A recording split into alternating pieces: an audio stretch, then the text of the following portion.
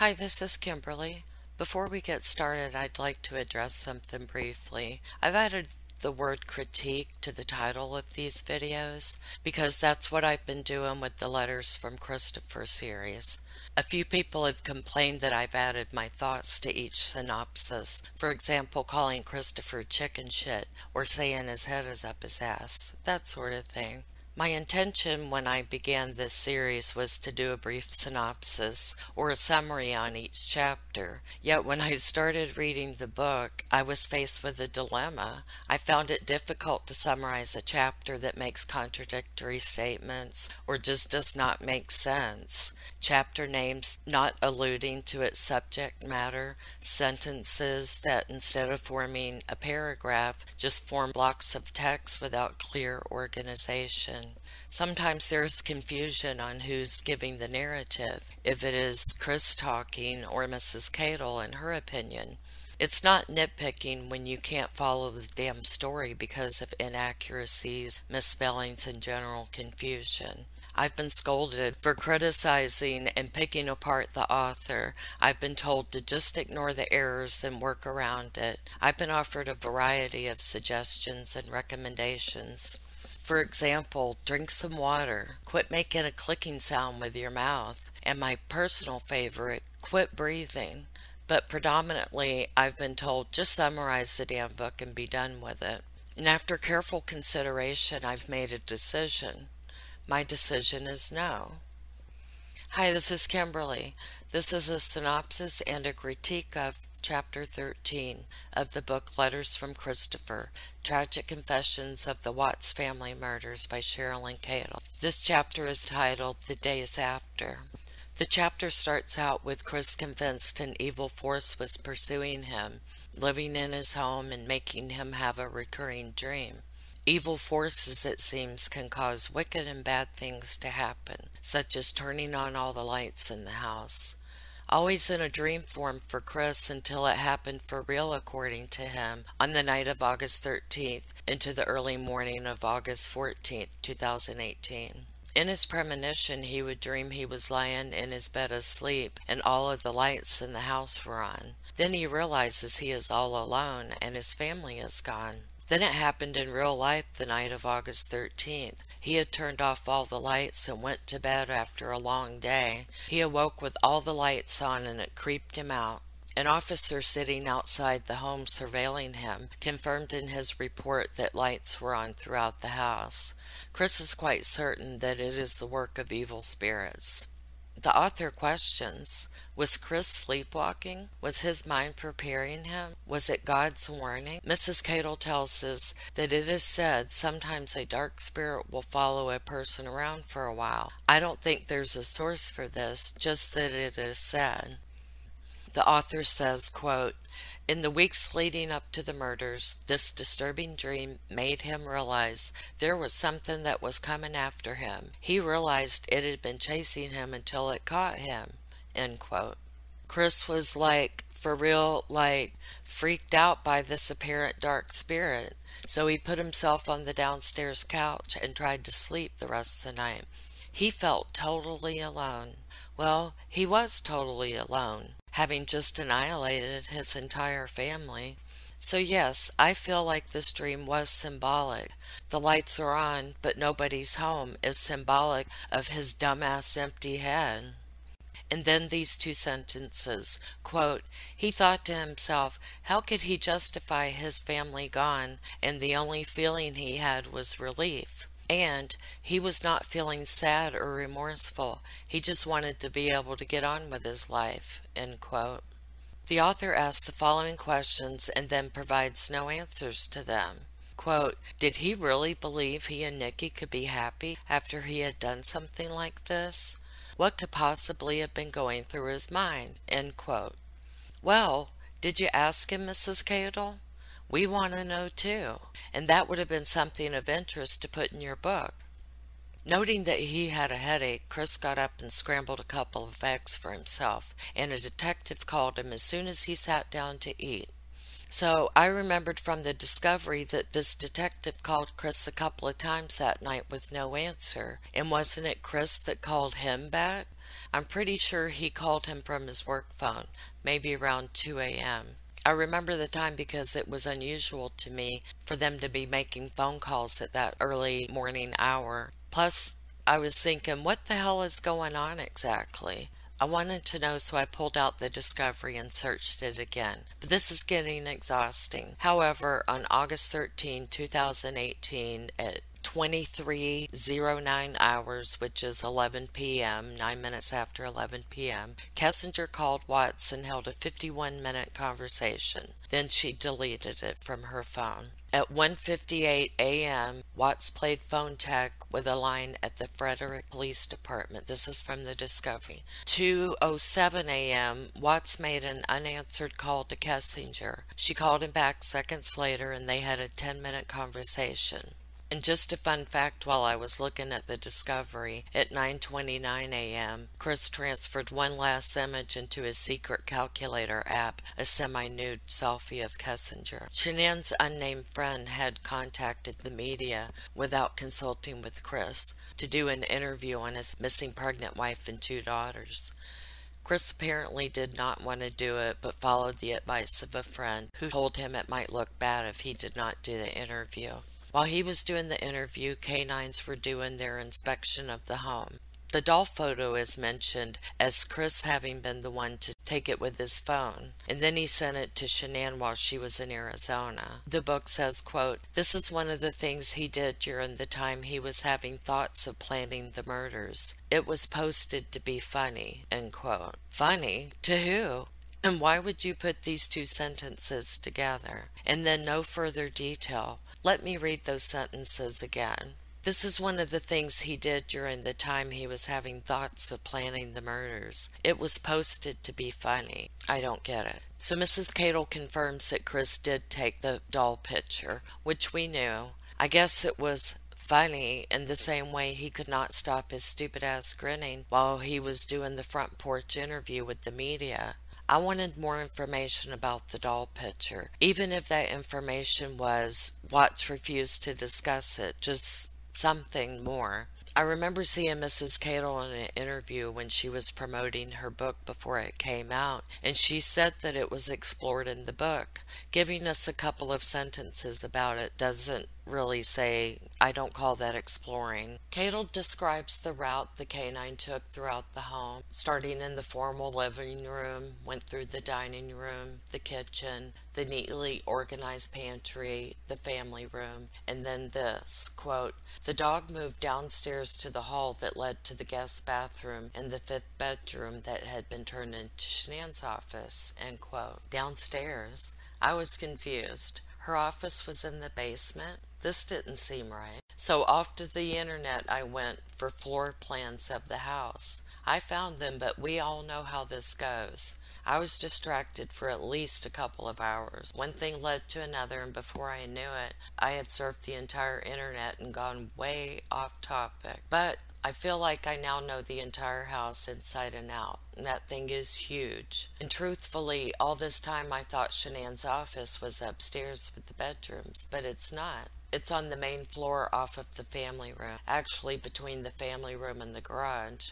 Sometimes those bedrooms are called a guest bedroom or maid quarters, and Shanann had made it into an office with the Hello Gorgeous walk-in closet, and it also contained hers and Bella's vision boards. These are my own little nuggets, not the author's. But let me get back to the sentence that led me off track. The dog moved downstairs to the hall that led to the guest bathroom and the 5th bedroom that had been turned in Shanann's office. I now believe Mrs. Cadle meant to say down the hall, not downstairs.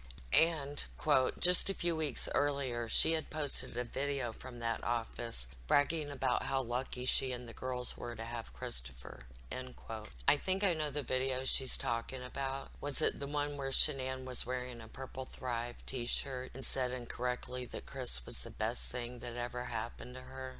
That video started off in the formal living room and moved to outside. I told you I'm familiar with way too much of this case, but in this video, Chris was sitting on the floor playing with the children and ignoring the hell out of Shanann. I'll post it at the end of this video for those that would like to watch it. In this video, Shanann hauntingly says at about the 7-minute mark, quote, "We are not promised tomorrow," end quote.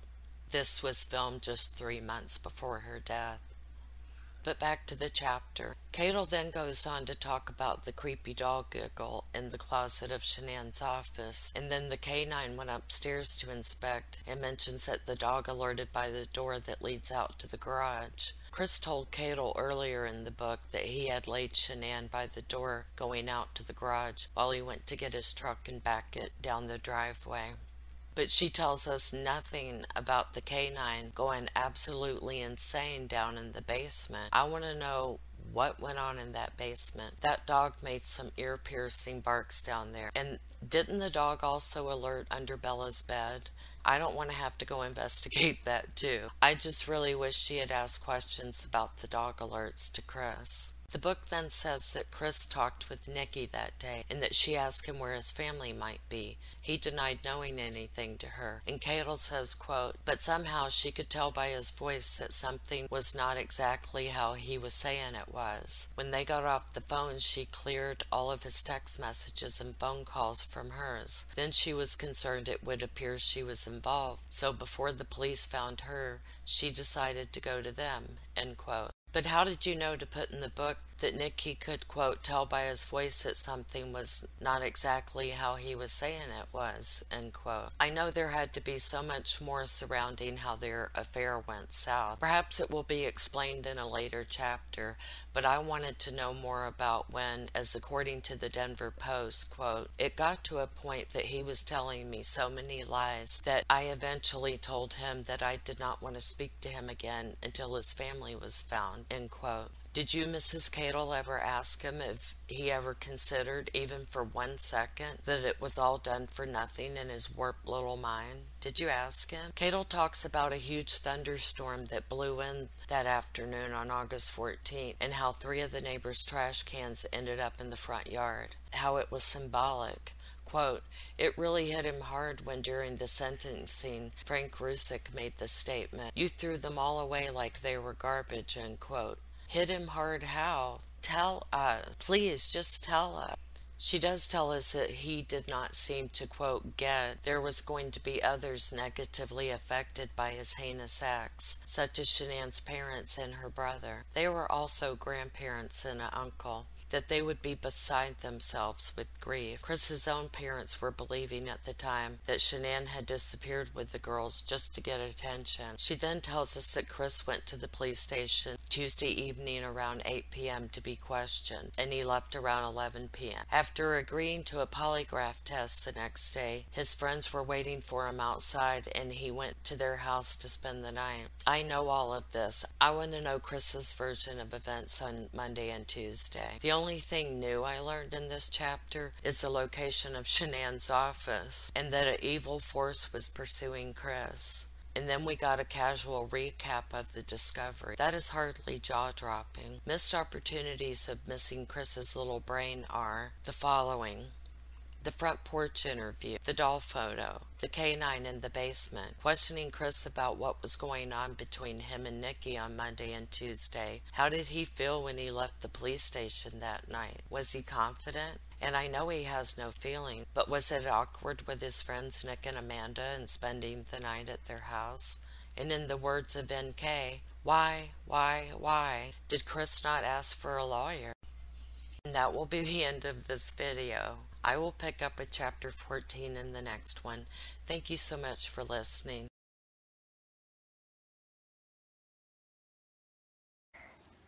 Hey everybody, say hi.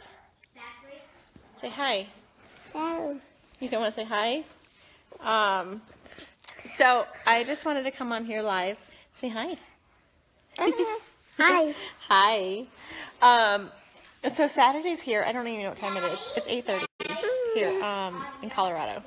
And I love waking up now on Saturdays and being able to enjoy my family. We never have Careful, Cece. We never have to really, we never have determined where we're going. No plans, really. Summer's coming. And we're super excited. Bella, come here for a second, baby.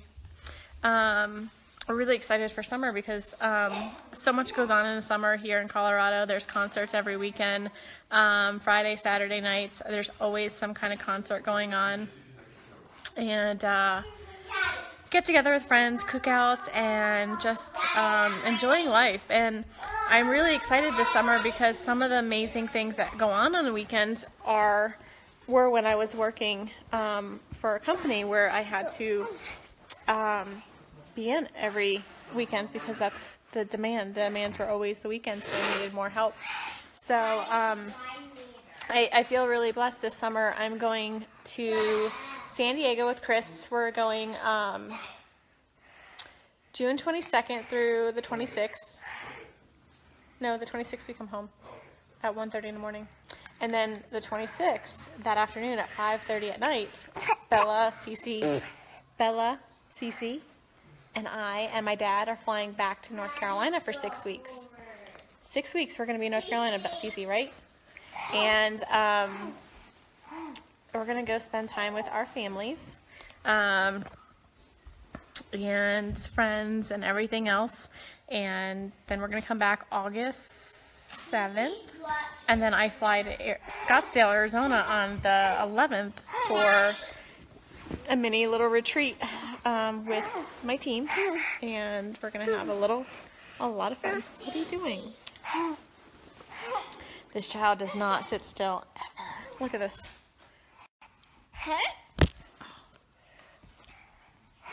Bella, say hi. Bella, say hi. And I really love the fact that careful, Cece, there's a table there. No, Cece. Go back. Child.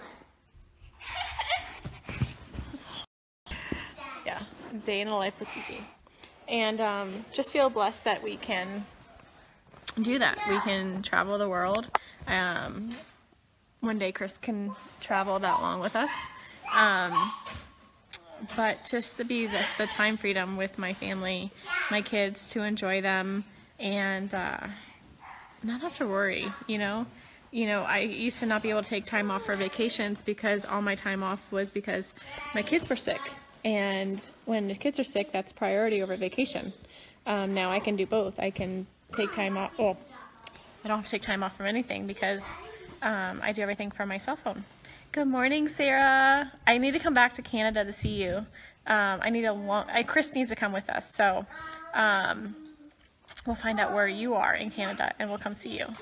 But the time freedom, I feel really blessed to have. Cece, it's just a dog. I feel really blessed to have the time freedom to enjoy my kids and still travel with them and have time off. Because I don't have to take time off from anything. I love what I do. Like, every single day, like, I don't consider it work because I literally, truly love helping people feel better and changing lives and making, giving someone their happy back, their mom back, their mood support, whatever it is that you're doing. Don't mind my hair. I don't even know what's going on with it today. Whatever you're doing, like, I truly don't consider it work because I love what I do. And if you love what you do, it's not work. You have fun. Like yesterday, my day consisted of meeting with a new promoter. We met for breakfast. Then I met with another one of my friends who promotes with Lavelle for lunch. And we kind of hung out and worked a little bit. And then we had a play date last night with the kids. Mom and I worked. We chatted, and while the kids played, the dads hung out. And it's just fun. Like, that's fun. I want to be able to bring my kids to work and enjoy them. And, while they're having fun and having a play date, mommy can do what mommy loves to do. Watch them and help people. So that's how simple this is. I fit my business into my day. I fit it into my schedule. I can listen to calls while I give my kids a bath. It's just I love the time freedom. And if you are a Lavelle brand promoter and what is your favorite part? Do you love the time freedom that we have? Like the joy of being able to enjoy your family, take care of whatever it is that you enjoy to do every day, and squeeze in making a phone call and helping someone feel better. Like, that's what I truly enjoy. I love the time freedom. Just watch it, like sitting here, like I'm doing a live because I'm doing a live, but I'm watching my kids have fun. Like, look, hi, beautiful. They're sitting there playing with Daddy, with jewelry, because that's what they love. But yeah, so it's the time freedom. The time freedom. It's funny because I helped a friend yesterday who super skeptical, and she messaged me and she said, Shanann, I want to tell you something. And I was like, what? She was like, I'm so sorry. And I said, what are you sorry for? She said, because I gave you a hard time. I judged you. I thought you were just doing something, just whatever. And she has been able to enjoy her children the last week and a half in a way that she hasn't in the last 5 years. And to me, that brought me to tears with her, because we're not promised tomorrow, you know? We're not promised anything, but to be able to enjoy our children and every crazy moment, it can be super crazy. I'm not gonna lie, my kids are crazy, but I love them, and I love the fact that I can be there for them. Bella knows that Mommy doesn't go into work, so when Mommy leaves the house without them, it's foreign to her, you know? We go everywhere together, and we do everything together, and that's what she's used to, you know? And just creating that legacy, like the things that you want to be the example. You don't want to tell your kids what to do. You want to show them. And I feel like I'm able to show them how to be strong, how to work hard, how to be confident. I mean, I'm by far a confident person, but I'm more confident than I ever been in my life. And I want to be able to show that to my girls. Like, Bella walks around very shy. She has a mixture of myself and Chris in her. Like, she's an introvert, but she's also branching out of her shell a lot sooner than I ever did in my life. And so seeing her do that, seeing her come out, the teacher's telling me how she's doing in school, like, she's grown so much in school and at home. And I truly love that about her. I love that, you know, she's becoming more confident. Cece's definitely confident. That child is fearless, has confidence through the roof. She has that side of me when it comes to being, you know, willing to just go after whatever you want. She definitely gets that from me. But the thing is Bella starts doing things now that I do. She imitates me on a daily basis. She imitates her teachers. She imitates people that inspire her. And it just, you got to show your children what you are preaching. Like, don't just preach it. You have to show them. And I want to be that person that shows my kids. Shh, no yelling. Come here. My spot. We'll get a new spot. Dieter's on that spot. Say hi to everybody. My spot. Where's just Dieter? Don't be. You sit right there. My Okay, Cece. Shh. My spot. Okay. Dieter, sit down. Okay, see, Dieter's down. Don't steal Cece's food or her spot, because she'll let you know. Right, Cece? Right? Daddy. She is a hot mess. A hot mess. So, be nice, Cece. So, but I would love snuggling with her, but she never sits still longer than 2 seconds. Like, literally, she's already getting down. She kicks Dieter off and then gets back in my spot. Leaves me. So, he's not getting up here. Dieter. So yeah, you guys, like, you have to take a leap of faith in yourself. No matter what it is in life, like, take that leap of faith and know that you can do whatever you want to do. And love what you do. Be happy with what you do. No matter what you do. I mean, if you're a teacher and you love teaching, teach, and teach your butt off. Like, you know, no matter what it is, you just have to love what you do. And I love what I do. I love it. I love the time freedom at the end of the day. So I'm kind of rambling. I don't even know if I'm making any sense at all. But that right there is why I will continue what I do. I will continue fighting. I will continue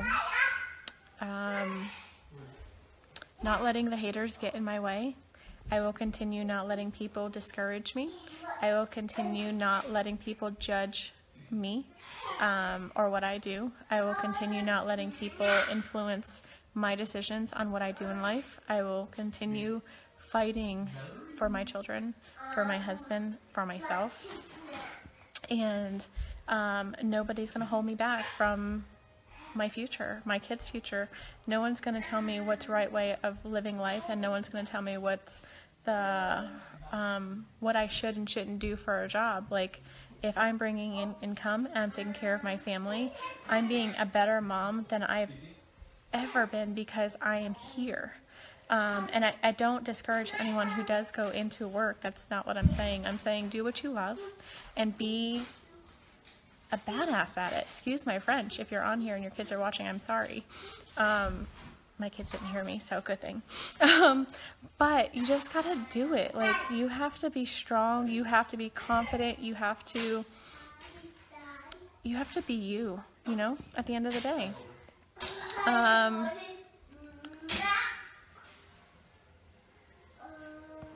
You're welcome, Lynn. I love you guys. I love you, Mandy, Natasha.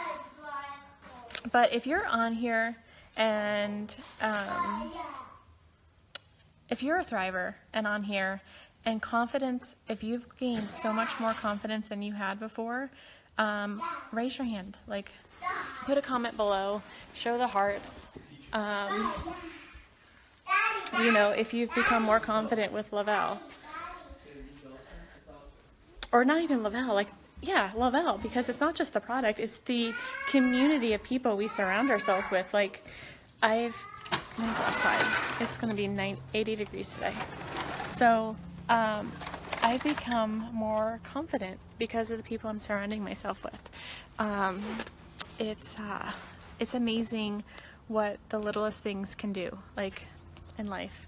Like, when you surround yourself with people who are just negative, not happy with life, which I get it, I've been there, I've done that, but I'm choosing, even on my worst days, to not let the negativity bring me down, because at the end of the day, I mean, when I was negative and I lived and breathed negativity, it showed on my family, it showed on my children, it showed on myself. It shows, like, it really truly shows. So you have to, what I do now is, and again, don't get me wrong, I have my bad days, I have my off days, we all do, we're human, right? But on those days, I choose to do something that will bring me up, whether it's reading a book, or reading a quote, or reading something, finding something positive to read, because I'm choosing to be better in life, and I choose happiness. I choose drama-free life. I want a drama-free life. Oh my gosh, Colorado makes me feel like it's drama-free life, because Colorado is just amazing, absolutely amazing. Sorry. But that's how I feel. I feel at peace here in Colorado. And everyone wonders why we moved to Colorado, because I do. I feel at peace here. I don't know how to explain it. I don't know how to describe it. I just feel, I feel at home, if that makes sense at all. So I don't know if I am helping anyone today. Comment something. I feel like I'm rambling. I'm not making sense. But I felt like I needed to share today, share from my heart. I never make sense. Sometimes I feel like I ramble, That's my insecurity coming in. It's my confidence trying to attack me. But I feel like I can relate to somebody, and somebody can relate to me and feel the same, you know? I was never the smartest kid on the block. I worked my tail off to fight through school. I was not a book, like Chris is a book smart person. He reads something one time and he's like, it's memorized. Me, on the other hand, I was the one staying up to 2 o'clock in the morning studying and still struggling. I'm a horrible test taker. Horrible test taker. I can know all the answers, but put that test in front of me and I bomb it, or I struggle. And I've always struggled, you know, through school. I've always, a lot of things, like insecurities, all of it played, I think he played a huge role in my everything. So, but then the thing about me that is different than just different about me is I've never given up. A lot of you know my part of my story, my health challenges, bad relationships, things that could have knocked somebody down completely hardcore. But the thing is I believe that everything in life happens for a reason, and I also believe people are placed in our life for a reason. And I remember when I went through something major in my life, you know, good relationship, gone bad, and I remember coming out feeling the weakest I've ever felt in my life. Like I was no good, I wasn't good enough. My insecurities got deeper, stronger, and I felt like I was not worthy of anything. And I remember a friend, and I'm going to give her a shout out because I met her through a job, Amber Matthews, or that's what her name, yeah, Amber Matthews now. Her name was Amber Matthews. Sorry, Amber. Sorry, Shad. But we're not close, like super close right now, but we're still friends. And when we met, I remember she took me for my first pedicure. She took me to buy clothes. We were going clothes shopping, and I was putting on shirts that were 2 times bigger than what I needed. And she was like, that is way too big for you. I'm like, no, it's not. It fits perfect. And she's like, no, Shanann, it doesn't. And she helped me regain confidence that I didn't know I even had. She helped me find me. And, you know, through that, I've met so many people in my life that have helped me through all of that, helped me build my confidence, helped me. You just have to surround yourself with people that want better for you, just like they do for themselves. And if you do that, like, you're on top. Like, you're on top of the world when you have people that you surround yourself with that make you better. Like, they don't bring the bad out of you, they bring the good out of you. And from that point on, I fought like hell. I worked my tail off. I busted my butt. I was never a big dreamer, so to think, because my insecurities brought me down. But I remember when I was single for a long time, and my goal was to buy a house. I was tired of paying someone else's mortgage because, you know, that's what you do when you rent. And I wanted to buy a house, and I wanted to buy a house that I could resell one day and make a profit off of. And so I worked and worked and worked and worked. I lost a lot of friends because a lot of my friends were still young. We were still young, and I was 25 years old when I built my first house. My family doesn't come from money. We always worked hard for what we had, and I did. I bought my first house at 25 years old, and that was the biggest accomplishment I felt I've ever done because I did it by myself. I did it by working my tail off for it, and I had that to show for it, you know. And then I met Chris. My health challenges happened. I was diagnosed with some health challenges, and then I met Chris. I met Chris because of those health challenges. My friend sent me a friend suggestion for him. It was actually his cousin's wife, and I deleted it. I was like, I'm not interested. I don't want to meet a guy. Bye-bye. So I deleted her friend's suggestion for him. I was diagnosed 2 months later, and I went through one of the, I would say, darkest times of my life because things just got scarier, worse. I thought my life was crumbling underneath me, and I didn't know which way to turn. I didn't have a lot of friends at the time because a lot of my friends, the friends I did have, I lost because they didn't understand that I looked perfectly fine, and I felt horribly inside. Horribly. I felt a lot of discomforts, a lot of aches, a lot of bad moods. I met a lot of friends online, and in the part where I gave up on everything, I quit my job. It was kind of temporarily, but kind of quit my job of 9 years. I just said, I'm done. I can't do this anymore. You don't understand me. You don't understand what's going on in my life. And I quit. And I got a friend request from Chris. I was in a really, really, really bad place. And I got a friend request from Chris on Facebook. And I was like, oh, what the heck? I'm never going to meet him. Except, one thing led to another. And 8 years later, we have 2 kids. We live in Colorado. And he's the best thing that has ever happened to me. And because of my health challenges, because I got so sick, I let him in. And he only knew me at that time. He knew me at my worst, and he accepted me. And you know, through your vows, like through sickness and everything, he's been there. He was the one that let me lay on him and fall asleep for 3.5 hours on his lap while he had to pee. He is the best thing that has ever happened to me. So with that being said, know that no matter what, and I can go on forever with this story, but I want to cut it short so I don't bore you guys. Know that no matter how hard life gets, no matter how low you feel, know that deep down, in your heart, that there's a purpose, there's a reason for everything. We may not understand it at the time. It's hard to understand it at the time.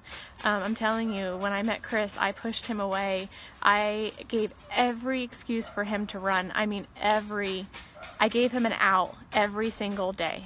I gave him an out. And if you guys know my story with Chris, you know I gave him an out. I mean, he went to my colonoscopy.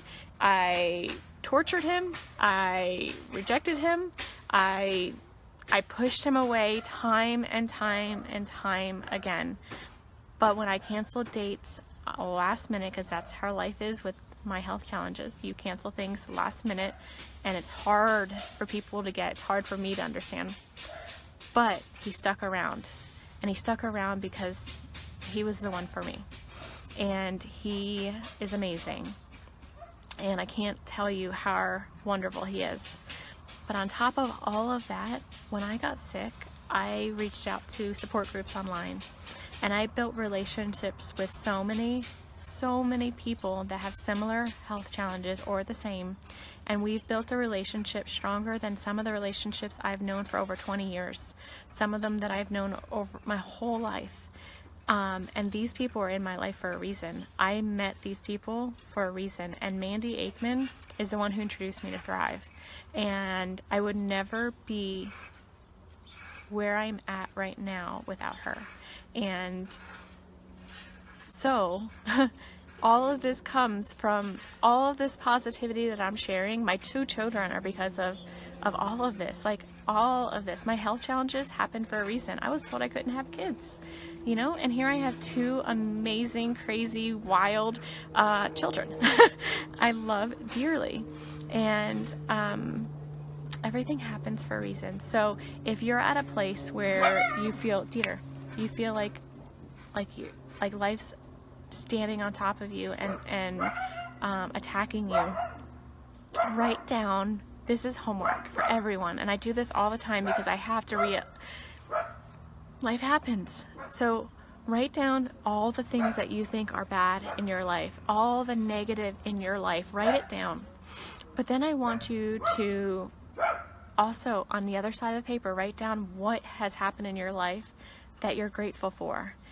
The third step is take a pen and mark over, like connect the two things that happened. So for instance, health challenges, Chris, Mandy, life, right?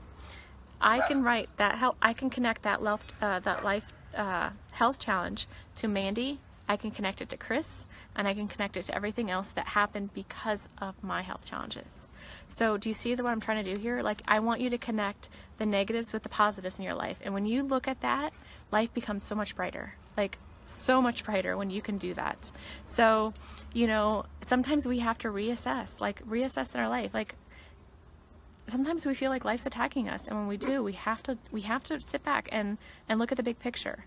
And it may not be something right away. It may be, if it's happening to you right now, you may not see the big picture. You may not see it until 6 months down the road, or what the connection is. But when you do, it's going to all make sense. It's all going to click, and you're like, why was I beating myself up for something? No reason at all. Like, no reason at all. So do that. And if that helps you guys, like, I don't know where I found that. It was in one of the books I read when I was going through hard things in life, and when things were really like attacking me, and I felt like the world was sitting on top of me. I had to do that, and I do it still to this day. We still have our moments where, you know, we feel like life's attacking us, or nothing good is coming out of every day. We have to reassess and see why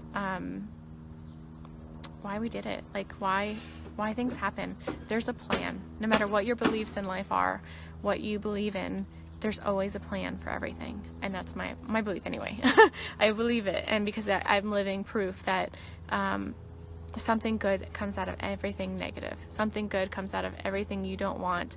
And when you push your comfort zone, when you go outside that comfort zone and you really step out of it, it's gonna hurt, it's gonna be scary, it's gonna be traumatizing sometimes. But guess what? When you step back, you're gonna realize, wow, that was the best feeling of my life. Like that, it's like riding a roller coaster. I'm iffy on riding roller coasters, but it's the same thing as riding a roller coaster. You're like, it's scary as heck. You don't want to do it, but when you do, it's exhilarating. Like, it's exciting. I mean, literally when I found out I was going on stage, I think I lost 5 pounds. It was the scariest thing ever. And I was like, as long as I don't have to speak, we're good. You know, I can do this. So, it was still scary. Like, walking on stage in front of 25,000 people, I'm like, holy crap, am I gonna trip in these heels? Am I gonna bust my face? What am I gonna do? Like, my hair gonna be standing up? Is my skirt gonna be pulled up and not realize it? I was scared. Like, all of those things came through my mind, and you know, it's just exhilarating on the other side. It's so exhilarating. And so I hope I helped somebody today, because I felt like I needed to share that. And I know I kind of rambled a little bit, and I apologize. I apologize if I don't make sense. I apologize if any of it, like, it goes over left field. But I wanted to share, and I wanted to. So I hope that helped anyone that was on today listening. And if it did, let me know, because, or if you need to talk, like, always message me. I love talking to people, and I love helping in any way I can, because many people have helped me through my life and my struggles and everything. So I appreciate everyone's who's impacted my life, and who still continues to impact my life. And so I like to try to pay it forward, and I try to help people too in any way that I can, even if it's just being there and listening to you. Thank you, Jen. I'm still not there, but I feel like I'm accomplishing something, especially when my children are following in my footsteps. And I love you, Mandy. I couldn't have done this without you. I know I gave you hell for 14 months. I almost blocked you. I didn't want to hear what you had to say about Thrive.